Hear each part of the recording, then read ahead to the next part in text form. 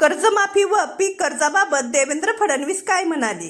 शेतकरी कर्जमाफीची घोषणा मुख्यमंत्री देवेंद्र फडणवीस यांनी अर्थसंकल्पीय अधिवेशनातच केली होती, पण तारीख निश्चित नव्हती. मात्र आता खरीप हंगामाच्या अगोदरच म्हणजेच 30 जून पूर्वीच कर्जमाफी देण्याची घोषणा देवेंद्र फडणवीस यांच्या माध्यमातून करण्यात आलेली आहे. त्याचबरोबर येणाऱ्या विधान परिषद निवडणुकांमुळे या कर्जमाफीला कोणताही ब्रेक लागणार नाही, असे देखील त्यांनी स्पष्ट सांगितलेले आहे. हा निर्णय निवडणुकांची घोषणा होण्या अगोदरच घेण्यात आलेला आहे व या निवडणुकीचे मतदार हे स्थानिक स्वराज्य संस्थेचे प्रतिनिधी आहेत, शेतकरी नाहीत.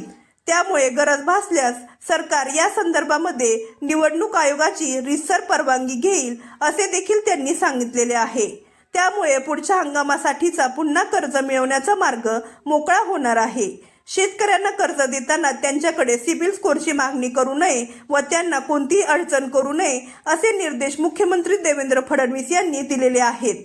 याबद्दलच्या अधिक माहितीसाठी खाली दिलेल्या त्रिकोणी आयकॉनवरती क्लिक करा. अशाच नवनवीन व महत्त्वपूर्ण माहितीसाठी आपल्या चॅनलला सबस्क्राईब करा. धन्यवाद.